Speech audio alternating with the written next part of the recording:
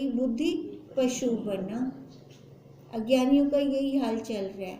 ज्ञानी अपने से अलग करके देखना शुरू कर देते हैं। शीशे वाला आपने उदाहरण दिया था, जैसे कि काले शीशे के अंदर बैठा है ना वो, ज्ञानी वाली अवस्था है ना, उसको तो बाहर का भी पता है, अंदर यही विद्या शायद यहाँ से ही है ना, तो पुतलियों वाला हो गया था। अब ये देखो, अब हमारा यहाँ से चलेगा 2 दिन एक सफा आप पहले ही बता गए, तो एकदम 1.5 सफा पुराना 2 दिन में। अब हमारा चल रहा था कि उसमें अहम प्रत्यय जब होता है तब उसमें जो संकल्प रचता है, अहम प्रत्यय हुआ ना, मैं हूँ, तो वो संकल्प चल पड़े उसके। जैसे ही संकल्प चले तो उसका जगत बन गया।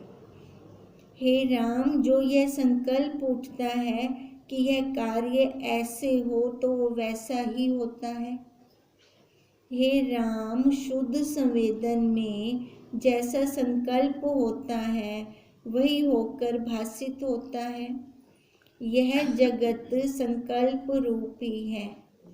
ठीक है, अब शुद्ध संवेदन में जैसा संकल्प होगा, अब पानी तो साफ सुथरा है, उसके आगे जैसे खड़े हो जाएंगे वैसे ही वो शक्ल दिखा देगा। तो जैसा हमारा संकल्प होगा शुद्ध चेतन के अंदर, वही फलीभूत होता है, संकल्प से भिन्न नहीं होता।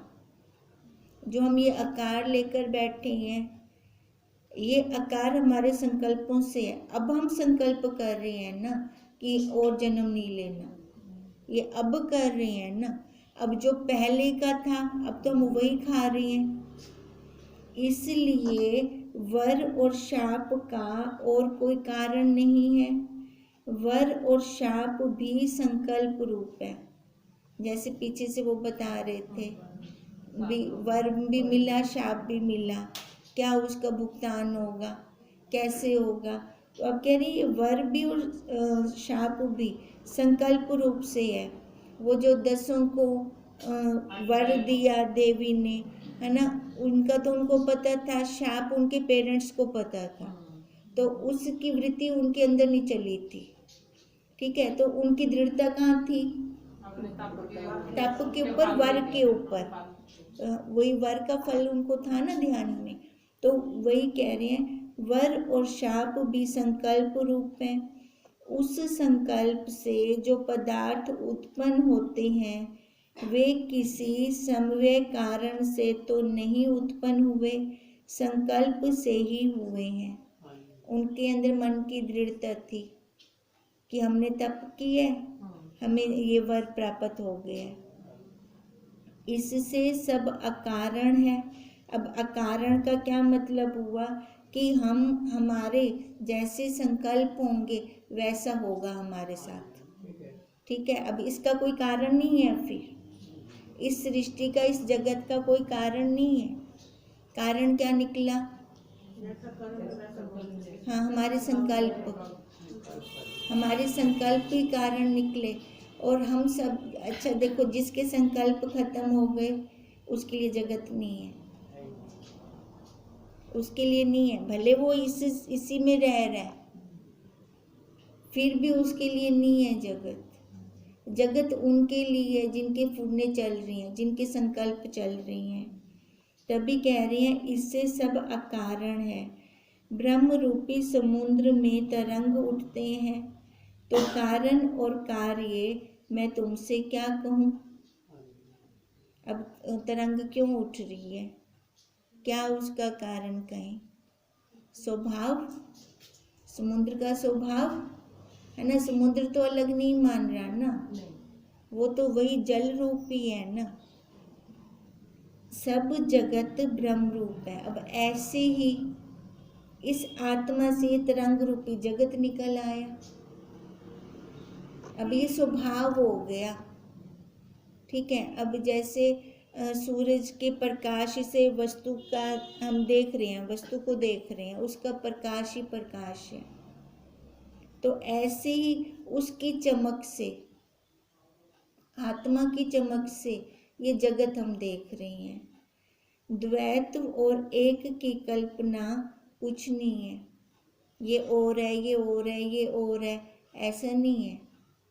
अगर शरीर पर बैठते हैं, एक पे बैठते हैं, इस शरीर पर बैठकर फिर हम कहेंगे ना मैं मेरा शुरू कर देंगे। अगर उसको देख लेते हैं, उस सत्ता को, वो सत्ता कहाँ नहीं है, हम कहाँ उंगली निर्देश करें कि यहाँ वो नहीं है, यहाँ से वो अलग है, ऐसा हम नहीं कह सकते। तभी वो कह रहे हैं द्वैत और एक की कल्पना कुछ नहीं है। हे राम, मुझको सदा ब्रह्म सत्ता ही दिखती है, कार्य कारण कोई नहीं दिखता। अब ये ब्रह्म सत्ता दिखती है तो इसका क्या कारण है? तो कोई कारण तो नहीं है ना। अब देख लो, है तो वही ब्रह्म सत्ता, सत्य है। अगर सत्य दिखता है तो अच्छा है, ठीक है। अगर असत्य देख रहे हैं, है ना, उस ब्रह्म सत्ता को ना देखकर इस आकार को देख रहे हैं, सामने आकारों को देख रहे हैं, तो द्वैत में ये झूठ हो गया। अब ना उसका कोई कारण है ना इसका कोई कारण है। मुझको सदा ब्रह्म सत्ता ही दिखती है, कार्य कारण कोई नहीं दिखता। जैसे स्वप्न में किसी के घर पुत्र हुआ और वह बड़े उत्साह को प्राप्त हुआ, पर जब जागृत का संस्कार चित्त में आया तब उसका पिता ही उपजा नहीं,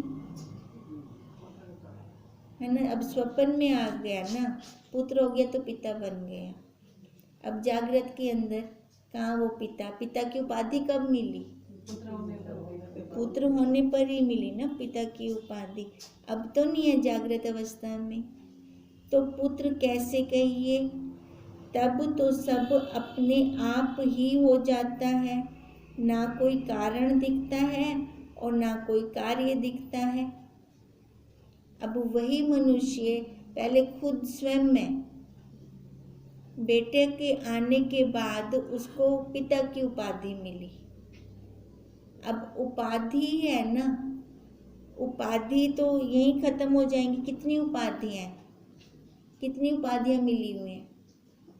अब उपाधि खाली शरीर की है, उस चेतन की क्या उपाधि, उस आत्मा की क्या उपाधि? ये कहती है जो हमने बाहर से हमें दुनिया ने दिया, हमने उसको मान लिया, तभी हम दुखी हैं। क्योंकि ये दुनिया, ये संसार अधूरा है, अधूरा ही हमें अधूरा दे रहे हैं, तभी हम दुखी हो जाते हैं। अगर हमें कोई पूर्ण दे, पूर्ण तो वही होगा कि तू पूर्ण ब्रह्म है, सर्वम खलिदम ब्रह्म, खाली वो ब्रह्म ही ब्रह्म है, सारे ब्रह्म है, ये पूर्णता आ जाएगी। अब ये पूर्णता लेते हैं तो इस कल, जैसे हम कल भी कह रहे थे, अगर हम ये भाव बनाते हैं तो हमें आनंद आता है। माँ वाला भाव बनाए, पत्नी वाला, पिता वाला, माँ आनंद आता है? आनंद नहीं आता वहाँ, वो झूठ है सारा। अब तभी वो कह रही हैं तब तो सब अपने आप हो जाता है, ना कोई कारण दिखता है ना कार्य दिखता है। जो स्वप्न में सोया है उसको जैसा दिखता है वैसे ही यह भी है। जब जागेंगे, अब स्वप्न में पिता की क्या उपाधि, जागृत अवस्था में आया तो पिता की क्या उपाधि, स्वप्न के अंदर उसको पिता लगा, जागृत अवस्था में तो नहीं है ना पिता की उपाधि की कोई वैल्यू। ऐसे हम सारे रिश्तों में सोए पड़े हैं, जगे हुए सोए पड़े हैं, खाली आँख खुली पी है। आँख के खुलने से हम जागृत नहीं हो गए। जागृत हम तब होंगे जब अपने स्वरूप में जागेंगे, परमार्थिक सत्ता में जागेंगे। अब व्यवहारिक सत्ता को ही हम सत्य माने बैठे हैं तो कैसे काम बनेगा? वैसे ही यह भी है, जैसे वर और शाप का आसरा संकल्प है और संकल्प ही वर और शाप होकर भासित होता है और अकारण ही होता है। यहाँ पे भी तो सारा वही चलता है। जागृत अवस्था में अपने संकल्प ही हम पूरे कर रहे हैं, चाहे वो अच्छे वाले संकल्प हैं चाहे वह बुरे वाले हैं। अब वर और शाप हम स्वयं खुद को दे रहे हैं, हमें कोई और नहीं दे सकता। जिसकी शुद्ध संवेदन से एकता हुई है वह निरावरण है, और उसमें जैसे फुरने का आभास फुरता है वैसा ही सिद्ध होता है। अब देखो, हम अनजाने में ना बहुत कुछ गलत भी बोल जाते हैं। अब पहले बुजुर्ग मरसता शांतियों से मरण एतवले शरीर मरे ना, शरीर मरण दे नाल शांति थोड़ी आई। हम खुद ही वो संकल्प निकाल रहे हैं अपने। जैसे हम बच्चों को बार बार एक बात रिपीट करते रहे, तू कुछ नहीं कर सकता, तू कुछ नहीं कर सकता, ये हम ही रिपीट करते हैं। तो ये हम क्या छोड़ते हैं?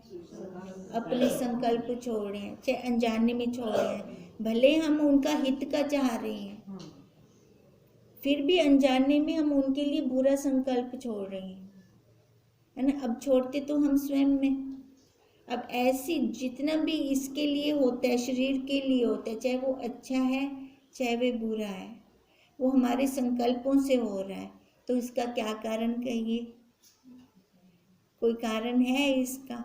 नहीं। वो कहते हैं अच्छा चलो मानते हैं कि दुखी होकर हम कहते हैं, फिर दुखी तो कहाँ हो रहा है, वो तो दुखी थिंदा गए नहीं, है ना। अब शरीर पे बैठ के तो दुखी हो रहा है ना, तो तू बैठ क्यों रहा है गंदगी पर? गंदगी पे बैठेगा तब ये दुख सुख का अनुभव होगा ना। तो उठ यहाँ से, जा अपने घर जा। अपने घर जाएगा तो फिर प्रसन्न रहेगा। हम अपने घर जाते नहीं हैं, हमारा घर तो वही है। तू अपने घर में अपने घर, हमारा घर वही है। एक ये ईंट पत्थर चूने वाला नहीं है हमारा घर। हम अपने घर में बैठ जाएं। देखो, हमें दुनिया भी याद करवा देती है कई बार वो भी याद करवा देती है। फिर हम वहाँ पे अपना अर्थ नहीं लेते, हम वहाँ पे दूसरा अर्थ संसार वाला ले लेते हैं, है ना। तो उल्टा याद करवा रही है तो अच्छा, अपनी दृढ़ता अंदर की तरफ लेकर जाएं। चल भाई, तो अपने घर चल। अब ऐसे अगर अंदर जाते जाएंगे तो ये पट खुलते जाएंगे, अज्ञानता दूर होती जाएगी, अविद्या दूर होती जाएगी। अब अविद्या जैसे दूर होगी अपना काम बन जाएगा। अगर ऐसी दृष्टि रखते हैं तो वो भी हमें सहायक हो जाते हैं। जिसकी शुद्ध संवेदन से एकता हुई है वह निरावरण है, और उसमें जैसे फुरने का आभास फुरता है वैसा सिद्ध होता है।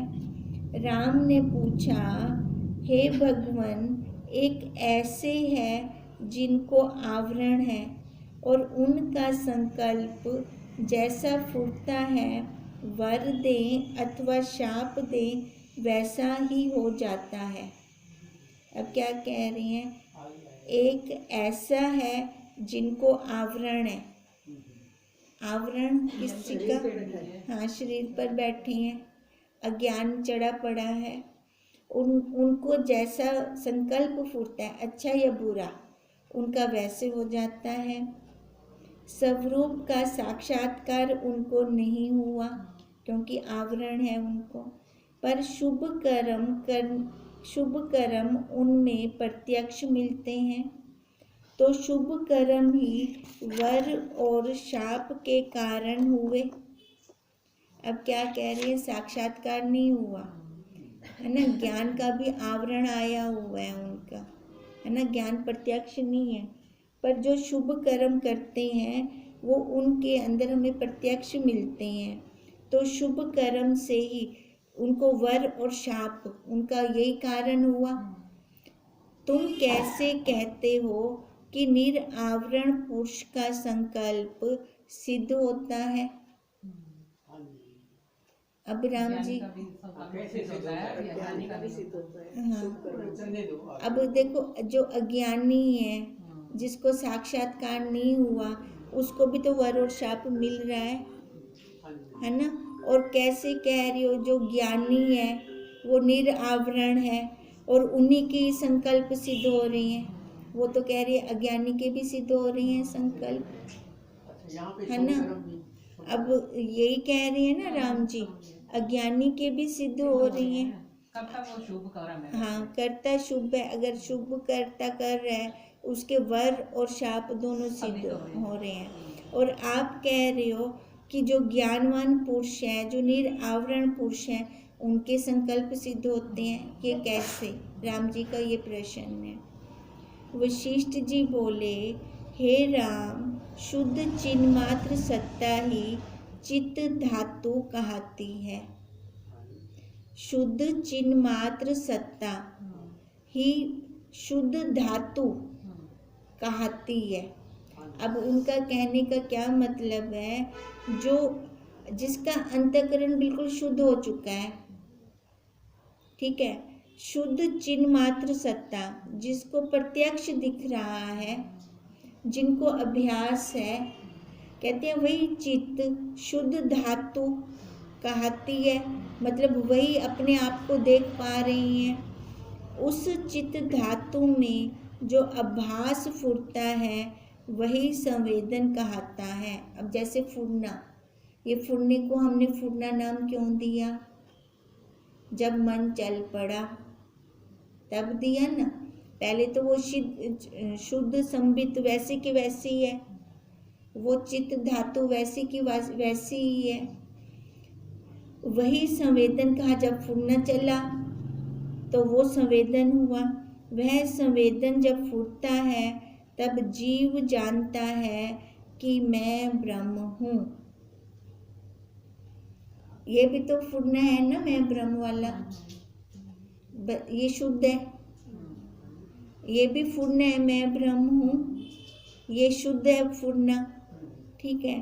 तो संवेदन ने ही अपने को जगत का पितामह जाना, मैं ब्रह्म हूँ, ठीक है। अब इस फुरने के द्वारा, चित्त वृत्ति के द्वारा, अब इस जगत का हम पितामह ब्रह्मा को बोलते हैं ना, तो फिर तो मैं ही बन गया पितामह, हम स्वयं बन गए फिर तो। अब ये मैंने जाना कैसे? फुरने से, है ना, उस साक्षी से, उस शुद्ध संबित के अंदर जब ये संवेदन फूरा कि ब्रह्म तो मैं ही हूँ, है ना, मैं ब्रह्म की नहीं लबदी पई हूँ, ब्रह्म तो मैं स्वयं हूँ। अब यही कह रही हैं, मैं ब्रह्म हूँ। तो संवेदन ने ही अपने को जगत, वो उस वृत्ति ने, ये भी तो वृत्ति है ना, वृत्ति के द्वारा जाना ना। जैसे वृत्ति के द्वारा माँ हम बन जाते हैं, पत्नी बन जाते हैं, ऐसे ही उस वृत्ति के द्वारा मैंने ये जाना कि मैं ब्रह्म हूँ, जो जगत का पितामह जाना है। और उसी ने आगे मनोराज्य की कल्पना की। कैसे कैसे ये शुद्ध समेत में ब्रह्म में जब संवेदन आया, किसमें? शुद्ध समेत में। अब देखो, अब हम ऐसे भी तो चलाते हैं ना माला कि मैं ब्रह्म हूँ, अहम ब्रह्मस्मि, मैं ब्रह्मस्मि, है ना। अब ये अहम ब्रह्मस्मि भी तो मैं जान के बोल रही हूँ, वृत्ति से बोल रही हूँ, जाना जा रहा है ना, मैं बोल रही हूँ मैं ब्रह्म हूँ, ये मैं बोल रही हूँ। अब कहते हैं ऐसे ही हमने ये, जैसे मैंने मैं ब्रह्म हूँ जाना, ऐसे तो हमने ये सारे संसार को जाना, संसार ऐसे ही सारे संसार को जाना। संसार तो पहले जाना जनाया मिल गया, इसके लिए पुरुषार्थ नहीं करना पड़ा, फिर बताइए जरा, है ना। अहम ब्रह्मस्मि के लिए पुरुषार्थ करना पड़ा। ये ऐसे इतनी जल्दी से नहीं जाना कि मैं ब्रह्म हूँ, इसके लिए पुरुषार्थ करना पड़ा। और ये मैं ब्रह्म हूँ ये भी एक फुरना है, ठीक है, ये शुद्ध संबित के अंदर ये भी एक फुरना है। अब कहते हैं पहले हम मनोराज्य तो चला ही रहे थे, पर हमें पता नहीं था। शुद्ध समेत या शुद्ध चिन्ह मात्र साक्षी में? शुद्ध वही चिन्ह मात्र साक्षी, वही जो शुद्ध सत्ता हो गई, उसके अंदर है। यहाँ शुभ कर्म बता दो, असलियत शुभ कर्म किसको कहा है? शुभ कर्म जब शुद्ध अंतःकरण होता है तो उसमें तो एकदम आप कहते हो कि निरा आवरण हो जाता है, मतलब शुद्ध अंतःकरण के अंदर जीव इस जैसे ये फुरना चलाता है कि मैं ब्रह्म हूँ, ठीक है, ये भी वृत्ति से चलाया। शुद्ध अंतःकरण के अंदर पानी साफ हो गया, चित्त रूपी जल साफ हो गया, उसमें स्वयं के दर्शन होने लग गए। शुभ कर्म किसको कहा है असल में? जैसे कि ये तप करके या कुछ सिद्ध हो जाता है, बारिश आप या कुछ है, शुभ कर्म वो तो शुद्ध अंतःकरण में ही होता है ना। वो तो अंतःकरण, जितने भी कर्म है ना हाँ। अंतःकरण में ही होंगे, ठीक है। अंतःकरण से ऊपर उठ जाए वो तब मन के अंदर कोई भाव ना आए। अब अच्छा या बुरा जो भी भाव आ रहा है वो अंतःकरण में आ रहा है। अच्छा बुरा किसको कहते हैं असल में? शुभ अशुभ कहते किसको हैं? शुभ अशुभ आपको अभी तक ये नहीं पता किसको कहते हैं? नहीं पता, नहीं पता। तो आप फिर इस क्लास में क्यों बैठे हो? टाइम वेस्ट करने के लिए बैठते हैं आप फिर? जब तक हमें ये नहीं पता कि हम शुभ अशुभ क्या है तो हम यहाँ पे क्यों बैठे हैं? चलो आगे पता लग जाएगा। सॉरी, आप टाइम वेस्ट करवाते हो। जो छोटी सी बात जो हम सबको पता है, शुभ अशुभ क्या है, ठीक है। शरीर पे बैठ जाते हैं अशुभ है, ठीक है। शरीर से उठ जाते हैं शुभ है। क्या अभी तक ये नहीं पता चला हमें? हम इतनी गहन विद्या, गूढ़ विद्या पढ़ते हैं, उसका मनन करते हैं, निध्यासन करते हैं, तो हम हमारे अभी हमें इतना भी नहीं पता चलता क्या? बस तो फिर यहाँ पे नहीं बैठना, फिर उस तप क्रिया में लगो, है ना। उस तप क्रिया से फिर जाना जाएगा शुभ क्या है अशुभ क्या है। बहुत ऊंची क्लास है, बहुत ऊंची। बहुत ऊंची क्लास होने के बाद भी क्वेश्चन आपके कैसे होते हैं? हमने शुभ इसको समझ रहे थे कि दान पुण्य सेवा करना, वो करना। क्या अभी तक इतना नहीं पता चला आपको? जितने भी कर्म है मैं इसको समझ रहा था। इन्होंने जो अब बताया है ना इतना ऊंची क्लास का, कि वो तो देह से ऊपर वाला है जो है ना, वही शुभ कर्म है। देह से जो ऊपर देह पर बैठा वो अशुभ कर्म है। तो आप अभी तक इतना नहीं पता चला? क्यों नहीं पता था? पता सारा कुछ होता है। जागे मन मछली को कौन उठाए? ठीक है ना। सोए हुए को तो सारे उठा दें, पर मन मछली को कौन उठाए? नहीं, आपने उठा दिया ना मुझे। कितनी बार उठाया फिर वहां आ जाते हैं। इतनी बार उठाने के बाद फिर हम वहां नीचे चले जाते हैं। तो वो चील वाली दृष्टि रखी बैठे हैं ना, उससे ऊपर तो नहीं जा रहे ना फिर। अब नहीं करूंगा, अब नहीं, अब उठ गया, बस आपकी कृपा हो गई। अब जैसे ये कह रहे हैं कि मैं ब्रह्म हूँ, तो अपने संवेदन ने ही अपने को जगत का पितामह जाना, फुरने से जाना हमने, और उसी ने आगे मनोराज्य की कल्पना की। अब ये कल्पना, अब जैसे पितामह जाना ना, ऐसे ही हम ये संसार को जानते हैं, पर उस टाइम हमें पता नहीं होता। वो भी हमारा पुण्य है सारा संसार वाला। तब पंच भूतों का ज्ञान हुआ कि शून्य रूप आकाश है, स्पंदन रूप वायु है, उष्ण रूप अग्नि है, द्रवता रूप जल है और कठोर रूप पृथ्वी है। ये तब जाना जब शुद्ध हुआ अंतःकरण। हम मनोराज्य तो हमारा चल ही रहा था, पर हम जानते नहीं थे, है ना। संसार के अंदर हमारी वृत्ति कैसे चल रही थी, पर जानते नहीं थे। जब शुद्ध हुआ अंतःकरण, फिर हमने जाना कि ये अष्टधा प्रकृति है। तब हमने अलग अलग करके देखा, फिर उसके संकल्प छोड़कर, फुरने तो शुरू से चल रही है ना। अब तभी तो कहा कांटे से कांटे को निकाला हमने। तब उनको छोड़ दिया, उन फुरनों को छोड़ दिया। फिर हमने कौन से ले लिए? अष्टधा प्राकृति वाला मैं ब्रह्म हूँ, है ना। जहाँ माँ का फुरना चलता था, पत्नी का फुरना चलता था, उनको कट कर दिया। तब मैंने ये ले लिया कि मैं ब्रह्म हूँ, मैं माँ कहनी हूँ, मैं पत्नी कहनी हूँ। जैसे ये फुरना आए, हमने ऊपर ये हथौड़ा मार दिया। अब ऐसे बढ़ते गए बढ़ते बढ़ते फिर अलग करके देखना शुरू कर दिया। अब अलग कर रहा तो क्या देखा, ये अष्टधा प्रकृति, 5 महाभूत, ये अलग स्थूल शरीर को अलग कर दिया, जो 25 तत्वों का बना हुआ है उसको अलग किया, सूक्ष्म को अलग किया जो 17 तत्वों का बना हुआ है, कारण शरीर को अलग कर दिया जो अज्ञान का है निरापूरा। तो गुरुदेव ने कहा कि जागृत में तेरे को सुषुप्ति आए। अब जागृत के अंदर सुषुप्ति की, अब सुषुप्ति का तो हम सबको पता है ना, ना उसमें घर है ना वर है, घर बार कुछ नहीं है, सब कुछ भूला भुलाया छोड़ा पड़ा, पर अज्ञानता से छोड़ा है हमने। वो कहते हैं अब गुरुदेव तो ये ज्ञान से छोड़, जानकर छोड़, जागृत में छोड़, फिर पता चलेगा। अब वो कैसे छोड़ा जाएगा वो फिर हम कल करते हैं। ओम तम नमामि हरि परम, ओम तम नमामि